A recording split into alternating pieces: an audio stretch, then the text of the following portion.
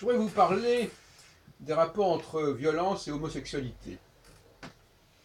Il me semble qu'il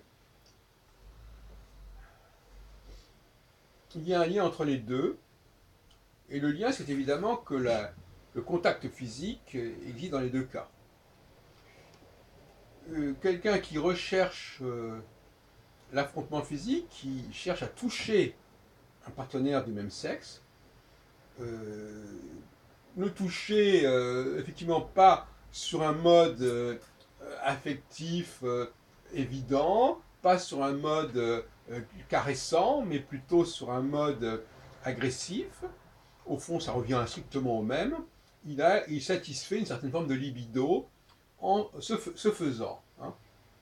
Donc, je pense que les hommes qui ont un penchant pour le combat physique, avec d'autres hommes, ont des tendances homosexuelles, plus ou moins refoulées, et qui s'expriment de cette façon par toutes sortes de procédés, bien entendu.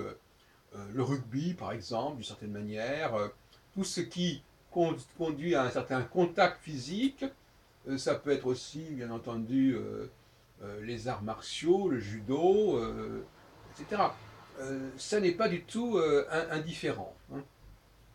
Je pense même que, par exemple, la pratique du jujitsu, du judo, du karaté, où il y a un contact physique souvent inévitable et nécessaire, c'est une forme d'homosexualité, hein, qui n'est pas assumée, qui est peut-être même sublimée d'une certaine manière, mais qui, ou alors tout simplement c'est parce qu'il y a un interdit sur le plan du contact physique avec les femmes, et que par refoulement ou par substitution, il y a un rapport physique avec d'autres hommes. On sait que dans certains pays où le rapport entre hommes et femmes est irrégulé et compliqué, notamment dans les pays maghrébins, les relations entre garçons sont quand même assez fréquentes sous différentes formes. Mais ça, ce sont effectivement. Alors, donc, ça, effectivement, ce sont des façons, ce sont des formes d'exutoire qui peuvent exister, mais en tout état de cause, alors c'est un peu curieux parce qu'on nous dit il ne faut surtout pas frapper les femmes, par exemple. Il ne faut surtout pas frapper les femmes. Mais en fin de compte, ça se discute. D'abord, est-ce qu'il y a une différence fondamentale? Le rapport physique, souvent les enfants le perçoivent comme ça. Le rapport physique, le rapport sexuel est souvent perçu comme une forme de violence. D'ailleurs, il y a une certaine forme de violence. On peut pas dire le mot viol, enfin bon, c'est un problème. Il y a en tout cas quelque chose, il y a une sorte d'élan, il y a une sorte d'impulsion qui peut être extrêmement forte, extrêmement irrésistible, irrépressible dans le rapport sexuel, et par conséquent, euh, ça s'apparente à une forme de violence. Et donc, quelque part, on ne peut pas non plus